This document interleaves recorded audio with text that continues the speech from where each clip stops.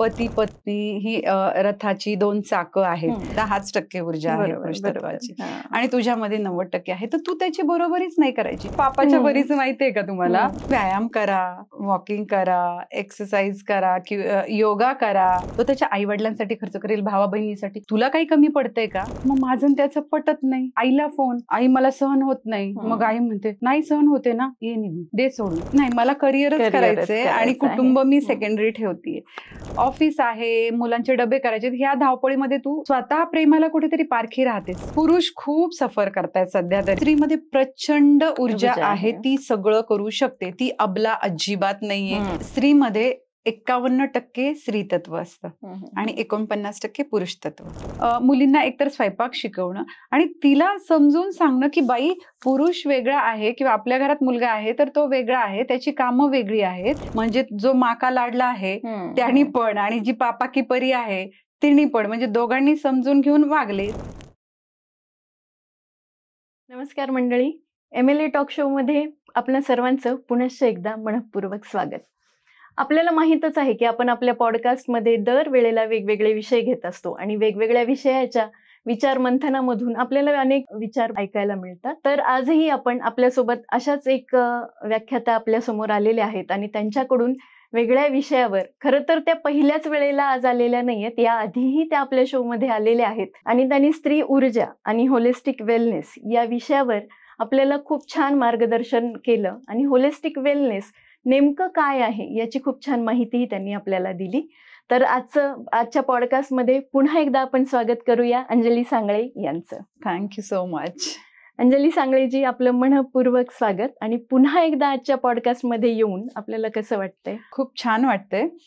सगळ्यात आधी MLAचं खूप खूप अभिनंदन आणि धन्यवाद की ते अशा टाईपचे पॉडकास्ट करतायत की ज्यातून म्हणजे एक तर तो ग्रुपच स्त्रियांसाठीचा आहे आणि मी पण स्त्रियांसाठीच काम करते. तर मग प्रत्येक वेळी इथं येऊन ना मला नवीन विषय मांडायला खूप छान वाटतं. So thank you so much. Once again welcome. आपण मागच्या वेळेला सांगितलं जसं की स्त्री ऊर्जा आणि होलिस्टिक वेलनेस याबद्दल तुम्ही सांगितलं आणि खूप छान आणि वेगळी माहितीही याद्वारे आम्हाला कळली. आज तुम्ही आम्हाला नेमकं काय सांगणार आहात? आजचा विषय म्हणजे ऊर्जे संबंधितच आहे की प्रत्येक गोष्टीची जी ऊर्जा असते मी सांगते तर कुटुंब संस्था ही एक खूपच मोठी ऊर्जात्मक गोष्ट आहे असं मला वाटतं. सो आज आपण कुटुंब संस्था या विषयावर बोलणार आहोत. खरं तर आता कुटुंब संस्थेची व्याख्या बदलत चाललेली आहे. आधीच्या जी कुटुंब व्यवस्था होती, कुटुंब संस्था होती, ती वेगळ्या तत्वांवर चालत होती आणि आताची जे आहे त्याच्यामध्ये खूप आधुनिकता आलेली आहे. तर नेमकं तुम्ही कुटुंब संस्था जी तुमच्या मते आहे ती कशी असायला हवी आणि काय सांगाल याबद्दल? सगळ्यात आधी तर आपण हा विषय का निवडला याविषयी मला सांगायला आवडेल. नक्कीच. की कुटुंब संस्थेवर का बोलायचं किंवा काळाची गरज का निर्माण झाली कुटुंब व्यवस्थेवर बोलणं. कारण कुटुंब व्यवस्था हा आपल्या भारताचं एक बलस्थान आहे. म्हणजे हजारो वर्षांपासून आपल्या देशावर परकीय आक्रमणं होत गेली, पण आपली पाळंमुळं घट्ट रोवलेली असल्यामुळे, म्हणजे कुटुंब व्यवस्था असल्यामुळे आपण आजही जिथे होतो तिथे आहोत. म्हणजे आपल्यात काही बदल झालेले नाहीयेत काही गोष्टींमध्ये. तर मग आता काय झाले माहितीये का तुम्हाला की कुटुंब संस्थाच आपली कुटुंब संस्था जर नष्ट झाली तर भारत नष्ट होईल. म्हणजे हा एक खूप मोठा कट रचल्या जातोय की कुटुंब व्यवस्था नष्ट करण्याचा, वेगवेगळी बीज पेरून. बरोबर. सो म्हणून मला असं वाटलं की कुटुंब संस्थेवर आपण बोलायला हवं. अगदी बरोबर आहे. जसं आता तुम्ही सांगितलं की मूळ जे आहे की कुटुंब संस्था कशी असायला हवी यामध्येच खूप आधुनिकता आलेली आहे. त्याच्यामुळे खरं तर सगळ्याच गोष्टी बदलत चाललेल्या आहेत आणि नक्कीच याचा सगळीकडे परिणाम होणारच आहे. आणि तुम्ही जसं सांगितलं की याच्याकडे लक्ष देणं खूप गरजेचं आहे. तर खूप छान आजचा विषय आहे आणि सगळ्यांना खूप गरजेचं आहे, कारण पुन्हा एकदा त्या सगळ्या गोष्टीकडे वळणं आणि कुटुंब संस्थेकडे तितकंच जागरूकपणे बघणं आणि त्या गोष्टी अवलंबणं खूप गरजेचं आहे मला असं वाटतंय. तर मला हे सांगाल की जसं तुम्ही म्हणालात की कुटुंब संस्था खूप गरजेची आहे, तर त्यामध्ये स्त्री ऊर्जा कशी काम करते आणि त्याबद्दल तुम्हाला काय वाटतं? आपल्या संस्कृतीमध्ये सांगितलेलं आहे की पती पत्नी ही रथाची 2 चाकं आहेत. म्हणजे कुटुंब संस्थेचा हा जो रथ आहे तो त्या 2 चाकांवर चालतो. तर त्यात सगळ्यात महत्वाचं स्त्री तत्व मी का म्हणते, कारण स्त्रीकडे 90% ऊर्जा आहे आणि पुरुषाकडे 10% ऊर्जा आहे. जर तुम्ही शिव स्वरोदय शास्त्रानुसार बघितलं तर ती जी पुरुष तत्व आणि स्त्री तत्व जे आहे तर त्याचं असं ऊर्जेचं संतुलन राखलं जातं की हिच्याकडे 90% आणि ह्याच्याकडे 10%. जरी तिच्याकडे 90% ऊर्जा आहे तरी हे 10% तिच्याकडे आल्याशिवाय ती परिपूर्णता येत नाही. येते लक्षात की ती परिपूर्णता आणण्यासाठी तिला त्या 10%ची आवश्यकता आहे. म्हणजे कुटुंब संस्थेसाठी जेवढी स्त्री आवश्यक तेवढेच पुरुष आवश्यक आहे. दोन्ही तत्व ज्याला आपण शिव आणि शक्ती म्हणतो. प्रत्येक गोष्टीची निर्मिती होण्यासाठी म्हणजे सृजन होण्यासाठी 2 एनर्जीज एकत्र याव्या लागतात, ज्याला आपण पुरुष प्रकृती म्हणतो किंवा मेल फिमेल एनर्जी म्हणतो. आणि जेव्हा ती एकत्र येते तेव्हाच कुटुंब संस्था निर्माण होते. तर ह्यामध्ये स्त्री ऊर्जेचं मोठं योगदान ह्याच्यासाठी आहे की ती संस्था चालवणारी तीच मुख्य घटक आहे. पण आजकाल काय झालंय ना की तरुण पिढी जी आहे तिला कुटुंब संस्थाच नकोय. म्हणजे मी जेव्हा बघते आजकालच्या तरुण मुलींशी जेव्हा मी बोलते, काही सेमिनार्स मध्ये जाते, काही इन्स्टिट्यूशन्स मध्ये गेल्यावर मला असं रॅन्डम गप्पा मारायची सवय आहे की तो कार्यक्रम झाल्यानंतर मुलींशी बोलूया बाबा, चर्चा करूया की त्यांची काय मतं आहेत, काय विचार आहेत. त्यांना लग्नच करायचं नाही. लग्न केलं तर मूल नकोय. म्हणजे एका मुलीला मी विचारलं की तुमच्या काय गप्पा असतात ग मैत्रिणींमध्ये, नाही का, काय विषय काय असतात गप्पांचे, सहज असं सांग म्हटलं. तर ती म्हणे की अभ्यासाचा, म्हणजे आता ते पीजीच्या मुली होत्या ना, त्या ग्रॅज्युएशन झालेलं होतं, तर अभ्यासाचा विषय असतो, करिअरचा विषय असतो, ट्रेंडिंग रील्सचा विषय असतो, बॉयफ्रेंडचा विषय असतो. मग मी म्हटलं तुमच्या अशा गप्पा नाही होत का की लग्न झाल्यावर किंवा नवरा किंवा मुलं संसार? नाही म्हणे, आम्ही तशा काही गप्पा नसतातच आमच्या. म्हटलं अगं घराबद्दल, कुटुंबाबद्दल. हो म्हणे असतात ना. म्हणजे मग त्या काय असतात माहितीये का, म्हणजे माझी आई अशी, भाऊ वडील, ते कुटुंब येते तुमच्या लक्षात की त्यांच्या दृष्टीने तेच एक कुटुंब आहे. पण मी स्वतः एक कुटुंब संस्थेचा मुख्य घटक होऊ शकते हे कुठेच डोक्यात नाही. मग इथे चूक कुणाची आहे? ज्या आई वडिलांच्या त्या मुली आहेत, पालकांचीच ती चूक आहे. सो मला म्हणून असं वाटलं की नाही, आता ह्या विषयावर आपल्याला काम करणं गरजेचं आहे. बरोबर आहे. ती तत्व रुजवणं त्यांच्यामध्ये खूप गरजेचं आहे. म्हणजे मुळावर काम करणं गरजेचं आहे. कारण जसं तुम्ही म्हणालात की आता, आणि हा ज्वलंत प्रश्न आहे की मुलं मुली आजची लग्न करायला तयारच नाहीयेत. आणि तसं तुम्ही म्हणालात की मूळ संस्थाच आहे की जिथे ज्या गोष्टी सांगितल्या गेल्या पाहिजे, आवर्जून सांगितल्या गेल्या पाहिजे, त्याच्यावर काम केलं जात नाहीये. बरं, हे सांगताना तुम्हाला म्हणजे नेमकं पालकांनी कसं वागलं पाहिजे किंवा काय सांगितलं पाहिजे? एक्झॅक्टली. आता हे काय कुठे कोर्स लावायचा विषय नाहीये किंवा शिकवायचा क्लास लावायचा की कुटुंब संस्था कशी निर्माण. वेळ आलेली आहे की कदाचित अशा प्रकारे त्यांना सांगणंही गरजेचं आहे की पालकांनी की अरे हा, तुम्ही हे सांगितलं पाहिजे. नाही, म्हणूनच ही नवीन फील्ड येते ना, हे होलिस्टिक वेलनेस जे येते की तुम्हाला हे सांगण्यासाठीच. पण तुम्हाला एक सांगू का की ही शिकण्याची गोष्ट नाहीये. मुलं कशी शिकतात बघा, पालकांचं बघून, निरीक्षणातून, आपले आई वडील कसे वागतायत किंवा आपलं कुटुंब कसं आहे. म्हणजे मी तर एकदमच छोट्या खेड्यातून आलेली आहे, म्हणजे ग्रामीण भागातून आलेली असल्यामुळे तिथे काय अजून सुद्धा कुटुंब संस्था तशीच आहे जशी आपली भारताची जी म्हणजे परंपरा किंवा आपल्या ज्या संस्कृतीनुसार कुटुंब संस्था तशीच आहे. म्हणजे आजी आजोबा, काका काकू हे सगळं आहे. मग आता यामध्ये काय की पालकांचा सहभाग किंवा पालकांनी काय कृती करायला पाहिजे. तर असं काय बसून नाही शिकू शकत की तू असं वाग किंवा तुला असं कुटुंब करायचंय, तुला बायको करायची किंवा तुला नवरा करायचा आहे आणि मग तुम्हाला असं नाही. ते बघतात, ते निरीक्षण करतात, आपले आई वडील कसे वागतात. समजा आता माझ्या घरात सासूबाई आहेत, ठीक आहे, मुलं बघतात ना की आई काय करतीये किंवा बाबा आल्यावर विचारतात आजीला, आई तू जेवली का, किंवा आता माझ्याकडे हाऊस हेल्प आहे घरात सासूबाईंसाठी. पण तरीही मुलगा शाळेतून आला, आजीला चहा घेऊन जा, आजीला विचार काही पाहिजे का, म्हणजे ह्यातून ते शिकणार आहेत. म्हणजे वेगळं शिकवायची गरज नाही. आणि दुसरं काय झालंय ना, की आजकाल जी इक्वॅलिटी, एका वेबिनारमध्ये विषय आला होता की समसमान वागणूक द्यायची मुलाला मुलीला, तर हे खूप चुकीचं आहे. म्हणजे काय की तुम्हीच घरात तिला शिकवत नाहीयेत की अगं तो दादा आहे तो तसाच वागणार आहे आणि तू मुलगी आहेस तू अशीच वागणार आहे, असं वागलं पाहिजे. पण मग दादा ते करतोय मग मी पण ते केलं पाहिजे. मग ही म्हणजे नाही का, ही पापा की परी, पापा की परी या विषयावर तर मला नक्कीच बोलायचं आहे. खूप गरजेचा विषय आहे सध्या. म्हणजे काय झालं ह्या पापाच्या परीचं माहितीये का तुम्हाला, की हे परीचे जे पापा आहे त्याचं 25शीतच लग्न झालेलं होतं, म्हणजे योग्य वयात त्याचं लग्न झालेलं होतं. आणि ह्या परीला झालंय काय की समजा आता मी 7 वर्षापूर्वी एका कुटुंबाला भेटली होती, तेव्हा ती होती 22-23 वर्षाची, म्हणजे लग्नाचं वय झालेलं होतं, ग्रॅज्युएशन झालेलं होतं, छान म्हणजे जॉबच्या ह्याच्यात होती. पण परी म्हटली की नाही मला माझं करिअर करायचंय. मग हे पापांनी पण ऐकलं. मग आता ती परी झाली 30 वर्षाची, भरपूर मॅच्युअर झाली, जगाचा अनुभव आला, गोष्टी अपेक्षा वाढल्या आणि मग आता होत नाही. मग इकडून तिकडून कसा बसा एखादा तिला समजा तिच्या क्रायटेरियामध्ये कोणीतरी बसला, लग्न झालं, ठीक आहे. मग माझं त्याचं पटत नाही. आईला फोन, आई मला सहन होत नाही. मग आई म्हणते नाही सहन होते ना, ये निघून, दे सोडून. तू सोडून दिलंस का?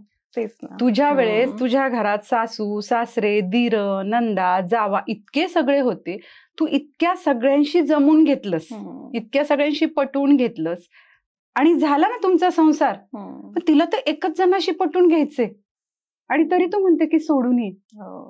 म्हणजे इथं आईची काय भूमिका पाहिजे की का पटत नाहीये, का गोष्टी तुला सहन होत नाही, हे विचारल्या गेलं पाहिजे. जसं तुला त्याच्या काही गोष्टी खटकतायत तर त्यालाही तुझ्या काही गोष्टी खटकत असतील ना. तुम्ही बोला त्या विषयावर, एक्सपर्ट कडे जा, प्रोफेशनल हेल्प घ्या.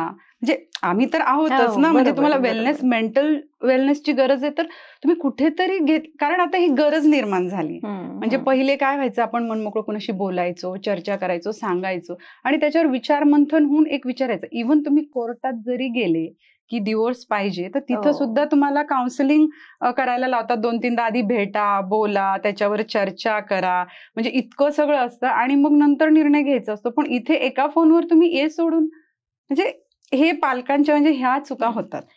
ते मला असं वाटतं की ते एका अर्थाने कुठेतरी बरोबरी, कारण काय झाले की मुली पण आजकाल तेवढ्याच शिकलेल्या असतात आणि मग मुलगा तेवढाच शिकलेला आहे, तो तेवढा कमवतो, तूही तेवढीच कमवतेस, तर मग का तू मागे राहायचं. ही थोडीशी विचार प्रवृत्ती मला वाटते बळावत चाललेली आहे. तर पण यामध्ये मुलींनी कुठेतरी, म्हणजे आपण म्हणतो की मुलींनीच का कॉम्प्रोमाइज करायचं, पण तरीही एक जसं तुम्ही सांगितलं स्त्रीतत्व आणि पुरुषतत्व हे वेगळं आहे आणि त्याचं भान ठेवणं गरजेचं आहे. तर मला असं विचारायचंय तुम्हाला की आता मुलींना मग याविषयी कसं सांगितलं गेलं पाहिजे नेमकं, कारण किंवा लग्नाचं वय किंवा काय ह्या गोष्टीचं किती महत्व आहे, याबद्दल काही सांगाल का? या विषयासाठी ना आपल्याला बरंच मागे जावं लागेल, म्हणजे एक 50-1 वर्षापूर्वीपर्यंत, की जेव्हा स्त्री शिक्षण वगैरे सुरू झालं, स्त्रिया शिकायला लागल्या. मग त्यावेळेस की बाबा शिकून फक्त शिक्षण घ्यायचं, म्हणजे थोडंफार नॉलेज घेतलंय, शिक्षण घेतलंय आणि तरी पण मी घर छान सांभाळतीये, ही एक पिढी. त्याच्यानंतरची पिढी अशी आली की मी शिक्षण घेतलंय, मला करिअर करायचंय आणि मला घर पण सांभाळायचंय. मग तिथे तो एक व्यवस्थित बॅलन्स होत होता. नंतर आता काय झालं की नाही, मला करिअरच करायचंय आणि कुटुंब मी सेकंडरी ठेवतीये. पण तुम्हाला हे माहितीये का की स्त्रीमध्ये प्रचंड ऊर्जा आहे, ती सगळं करू शकते, ती अबला अजिबात नाहीये, गरीब बिचारी अजिबात नाहीये, ती सगळ्या आघाड्यांवर लढू शकते, ती सगळं करू शकते. पण आजकाल काय झालंय ना, असे ट्रेंड आलेत की एक व्हिडिओ की 100 रुपए में जो थाली मिलती है उसके लिए 3-3 घंटे क्यों रसोई में घुस रही हो, बाहर निकलो रसोई से. अरे काय, म्हणजे जर तुम्ही ती थाली खा म्हणताय, तुम्हाला माहितीये का त्याच्यात काय, ठीक आहे ती 100 रुपयात मिळतीये, पण त्याने तुमच्या आरोग्याचं काय नुकसान होतंय, ते अन्न खाल्ल्याने तुमच्या मनावर काय परिणाम होतोय. म्हणजे तो ऑप्शन होऊच शकत नाही बाहेरची थाली खाणं. म्हणजे माझ्या अन्नपूर्ण जो पॉडकास्ट होता त्याच्यामध्ये मी खूप व्यवस्थित सांगितलेलं की स्त्रियांनी अन्न का बनवायचं किंवा घरचंच अन्न का खायचं. म्हणजे इथं मूळ आहे, इथं बीज आहे त्या अन्नामध्ये. तर ती आता जर तुम्ही तिला रसोईतून बाहेर काढताय तर तुम्ही तिच्यावर अन्याय करताय. म्हणजे हे जे स्त्री तत्व आहे, म्हणजे ही जी ऊर्जा आहे, तर ती फक्त अन्नातून, म्हणजे 100% अन्नातून ती ऊर्जा देऊ शकते कुटुंबाला, आणि तुम्ही तोच स्रोत बंद करायचं म्हणताय. अन्न जेव्हा तुम्ही शिजवता, देता, किंवा ती स्त्री जी आहे की जी अन्न करते, ठीक आहे, ती स्वयंपाक करते, तर त्यावेळेस तिच्या मेंदूमध्ये खूप प्रकारचं प्रोग्रामिंग होत असतं, तिच्या सेल्स बदलत असतात. जेव्हा ती खूप छान नवीन पदार्थ शिकते, नवीन रेसिपी शिकते किंवा बनवते, तर तिच्यातला तो जो भाव आहे ना, देण्याचा भाव, म्हणजे जो स्थायी भाव आहे स्त्रीचा, देणं हा, तो तिथं परिपूर्ण होतं, एक चक्र पूर्ण होतं, मग ती इव्हॉल्व्ह होते आणि मग त्या गोष्टी होतात. तर म्हणून म्हणजे आयांनी मुलींना स्वयंपाक करायला शिकवलंच पाहिजे, पोळी करता आलीच पाहिजे, भाकरी करता आलीच पाहिजे. त्याच्या मागे खूप मोठं सायन्स आहे, म्हणजे तो एक वेगळा विषय होऊ शकतो पॉडकास्टचा, पण हे तुम्ही केलं पाहिजे. म्हणजे हे तुम्ही मुलींना शिकवा. योग्य वयात लग्न झालं पाहिजे, कारण काय की तुमचं शरीर त्या वेळेस त्या शरीराची एक काय म्हणतो, एक क्षमता असते, आणि तुम्ही त्याच्या विरोधात जाताय. म्हणजे आता काय झालं की ज्या मुली जॉब करतायत, आणि हे खूप मोठं, मी जे म्हटलं ना की भारताला हे करण्याचं कारस्थान, ते अगदी म्हणजे खरंच आहे की आता मुली कंपन्यांमध्ये मोठ्या पोस्टवर आहेत, जॉबवर जात आहेत, चांगले पैसे पण कमवत आहेत. तुम्हाला हे माहितीये, त्यांना ब्रेकफास्ट पण मिळतो, लंच पण मिळते, हाय टी स्नॅक पण मिळते. हे काय, तुम्ही जर घरात स्वयंपाक केल्या तर तुमची प्रोडक्टिव्हिटी, त्यांना माहितीये ना की माइंड तिकडे डायव्हर्ट होईल काहीतरी, त्यांना पुरेपूर वापर करून घ्यायचंय तुम्हाला, ते एवढं पे क्षमतांची जाणीव आहे. मग त्यांना ते पूर्ण जाणीव आहे की यांच्याकडून कसं काय, किती घ्यायचं, किती युटिलाइज करून घ्यायचं, त्याचे स्किल्स असतील, टॅलेंट असेल, तर मग ते तुम्हाला हे प्रोव्हाइड करतात, हे सगळं आयतं. म्हणजे तुम्ही ते करू नका, मग इथं या. मग ती काय होते, इनफर्टिलिटीचा केवढा मोठा इश्यू झालाय, तो ह्याचमुळे झालाय, कारण देण्याचा भाव, काहीतरी निर्माण करण्याचा भाव नष्ट होतोय ना तिथे. बरोबर, ठीक आहे. मग माझ्याकडे ज्या केसेस येतात ना इनफर्टिलिटीच्या, तेच आहे की तुम्ही घरचं अन्न पण खात नाहीये, काही बनवत पण नाहीये, सो 10 पैकी 7 जणींना ट्रीटमेंट घ्यायला जावं लागते. म्हणजे अन्नाचा असाही एक, हो, कारण ते तुमच्या शरीराचं ऊर्जा स्रोत आहे ना, तो तुमचं शरीर त्याच्यावर वाढतंय, म्हणजे तुमच्या शरीरासाठी अन्न एक ऊर्जात्मक काम करते ना, मग ती ऊर्जा कशी पाहिजे, तुमच्या घरातच बनवलेली पाहिजे. मी असं म्हणत नाही की तुम्ही बाहेर नका जाऊ, खाऊ नका, पार्ट्या नका करू, मी पण सगळं ते एन्जॉय करते, असं नाही, पण एक प्रमाण असलं पाहिजे. बरोबर आहे. म्हणजे अगदी रोजच्यासाठी तुम्ही त्या गोष्टी नाही प्रेफर केल्या पाहिजे, अजिबातच नाही, तुम्हाला ते आलं पाहिजे. आणि ते असं म्हणतात, स्त्री जेव्हा घरात स्वयंपाक बनवते तेव्हा ती प्रत्येकाची आवड निवड आणि ह्या सगळ्या गोष्टी लक्षात ठेवून ते, त्यामुळे ते एक पूर्णत्व येतं. म्हणजे ही स्त्रीची जी रूपं आहे, तिच्यात जी ऊर्जा दिलेली आहे, तिचं प्रत्येकाच्या ट्रान्सफॉर्मेशन आहे, की कधी अन्नपूर्णा रूप आहे तिचं, कधी काली, कधी दुर्गा, हे सगळे रूप, तर ती परिपूर्ण होणारच नाही ती जोपर्यंत त्या प्रत्येक रूपामध्ये जाणार नाही. आलं लक्षात? तसं तिचं सगळ्यात मोस्ट इम्पॉर्टंट रूप आहे ते अन्नपूर्णा. बरोबर आहे, कारण तिची सुरुवातच ती म्हणजे त्यातून झालेली आहे की त्याच्यासाठी स्त्रीचा महत्वपूर्ण भाग आहे म्हणा, किंवा वाटा आहे प्रत्येकाच्या आयुष्यामध्ये. कारण स्त्री म्हटली की ती परिपूर्ण, आणि ती सगळ्यात पहिले आपल्याला येतं की ती सुग्रास जेवण बनवते आहे, किंवा कारण सुरुवात तिथून होते, आणि पोटाचा मार्ग असं म्हणतात ना, तर ते तिथून सुरुवात होत असावी. मग आता हे जरी सगळं तुम्ही म्हणताय की तिने ते स्वयंपाक बनवला पाहिजे, स्वतःचं अन्न स्वतः, किंवा घरातल्यांसाठी ते बनवलं पाहिजे किंवा काय, पण हे जेव्हा आधुनिक पिढीकडे आपण वळायला लागतो तर त्यांना असं होतं की मी तेवढ्याच पैशामध्ये, जसं म्हटलं की तेवढ्याच पैशात मी बाहेरून येतं, माझा वेळ जातो, माझं सेव्हिंग होतं किंवा थकवा होतो, ते मग असं जेव्हा म्हटलं जातं तर तेव्हा, आणि पुन्हा एकदा तो वयाचा मुद्दा आहे की लग्न किंवा जेव्हा कुटुंब संस्था आपण म्हणतो तेव्हा योग्य त्या वयात ह्या गोष्टी झाल्या पाहिजेत. तर मग जेव्हा या पिढीला यातून आपल्याला पटवून द्यायचं आहे आपल्याला की का ह्या सगळ्या गोष्टी योग्य त्या वयात, किंवा का गरजेचं आहे स्त्रीने, कारण पुन्हा त्यांना असं वाटतं की अरे स्त्री आहे म्हणून आम्ही हे सगळं सहन करायचं का, तर याबद्दल काय? याच्यात सहन करणं हा विषयच नाहीये, म्हणजे कारण अगदी बालपणापासून मुलींना शिकवल्याच गेलं पाहिजे घरामध्ये, किंवा दाखवूनच दिलं गेलं पाहिजे की तू सहन करत नाहीयेस. हे बघ, तुझं शरीर, मन, मेंदू, प्रकृती सगळं वेगळं आहे आणि त्याचं सगळं वेगळं आहे. मग तू त्याची बरोबरी कशाला करायला जाते? मुळातच एकतर त्याच्यात ऊर्जा कमी आहे, 10% ऊर्जा आहे पुरुषत्वाची आणि तुझ्यामध्ये 90% आहे, तर तू त्याची बरोबरीच नाही करायची. आणि हे जे आहे ना, की हे थकवा येतो किंवा कंटाळा येतो आल्यावर, हे सगळं मानसिक आहे. म्हणजे त्याच्यासाठी हे होलिस्टिक वेलनेस मध्ये मेंटल वेलनेस हा एक वेगळा प्रोग्राम आहे, की हा थकवा वगैरे, तुझ्यात इतकी ऊर्जा आहे ना प्रचंड, तू ते पण काम करू शकते. एक मी साधं उदाहरण देते. आपल्याकडे कामवाल्या मावशी येतात, ठीक आहे, त्या स्वतःची तर भांडी घासतातच, अजून 10 ठिकाणची, मग ती ऊर्जा कुठून येते? बरोबर आहे.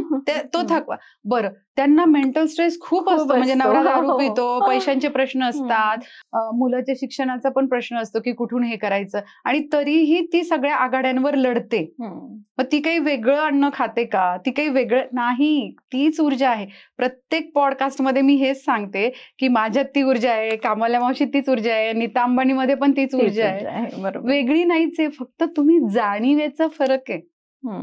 तुम्हाला जर जाणीव असेल की मी स्वयंपाक पण करू शकते, मी ऑफिसला पण जाऊ शकते, मी हे पण करू शकते, तुम्ही सगळं करणार आहे. मग ही जाणीव जी आहे की ही आईने, प्रत्येक आईने मुलीला द्यायची, आणि पापाची जी परी आहे तिला तिच्या पापाने द्यायची आहे की बाई तुझी आई बघ, तुझी आत्या बघ, तुझी आजी बघ. इथे हे म्हणू शकतात की त्यांच्या वेळेस वेगळं होतं, आता वेगळं मुद्दा येतोच पुढे की त्यांच्या वेळेला बाकी गोष्टी नव्हत्या. हा ठीक आहे ना, पण आता तुम्ही इव्हॉल्व्ह झालंय, तुमच्यासोबत जशा बाकीच्या गोष्टी आल्यात तसं तुमचं पण नॉलेज पण अपग्रेड झालंय ना, सगळ्या गोष्टी अपग्रेड झाल्यात, मग तुम्ही पण अपग्रेड व्हायला पाहिजे. उलट त्यांना तर खूप म्हणजे कमी रिसोर्सेस होते, मी म्हणेन काही गोष्टींच्या खूप कमी होते. आता तुम्हाला तर खूप काही मिळतंय, ते वापरून तुम्ही खूप काही करू शकता. पण तुम्ही जर इक्वॅलिटीच्या ह्याच्यामध्ये अडकल्या तर मग कुटुंब संस्था कशी टिकणार ना? नाही टिकू शकत. म्हणजे जो माका लाडला आहे त्यांनी पण, आणि जी पापा की परी आहे तिन्ही पण, म्हणजे दोघांनी समजून घेऊन वागले तरच ती कुटुंब संस्था टिकणार आहे. बरोबर आहे. आता तुम्ही म्हणालात की पुरुष तत्व हे 10%च आहे आणि बाकी आहे ते 90% हे स्त्री तत्वच आहे.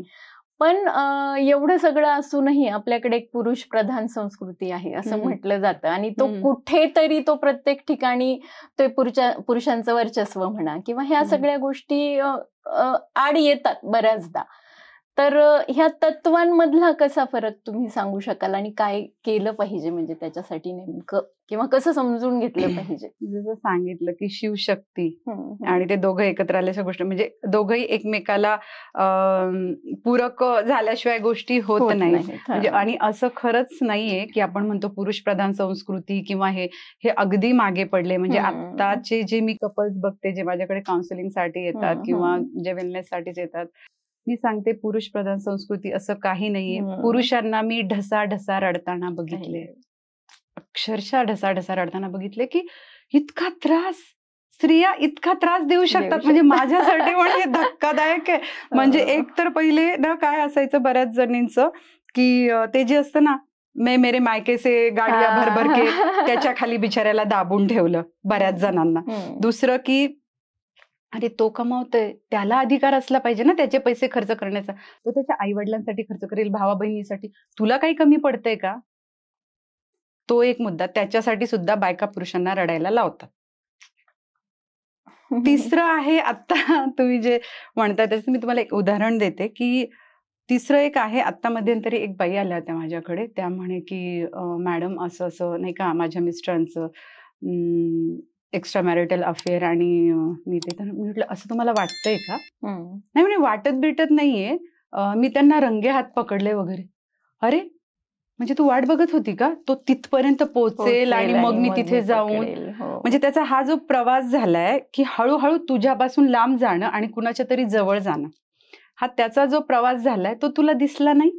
त्याची मानसिक, शारीरिक, भावनिक गरज तुला कधी जाणवली नाही तुला. बरोबर आहे. आणि मग आता तुला, म्हणजे मला असं त्याचं समर्थन नाही करत आहे, मला असं नाही म्हणायचं की स्त्रिया त्रास देतात म्हणून पुरुष हे असं वागतायत वगैरे, पण प्रमाण नक्कीच त्याचं जास्त आहे की तू कुठेतरी कमी पडतीये म्हणून कुठेतरी अशा गोष्टी होत आहेत.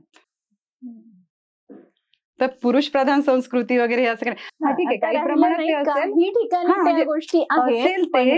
असेल ते म्हणजे होतही, आपण म्हणू शकतो की होतही, पण पुरुष खूप सफर करतायत सध्या तरी, आणि कायदे सगळे आपले स्त्रियांच्या बाजूने आहेत बिचारे. थोडं काही झालं की हे लगेच कोर्टमध्ये केस टाकून लगेच हुंडाबळीची किंवा काय काय काय काय ते कलम लावून बिचारे ते त्याला घाबरून म्हणजे अक्षरशः रडत कडत दिवस काढतायत. बरोबर.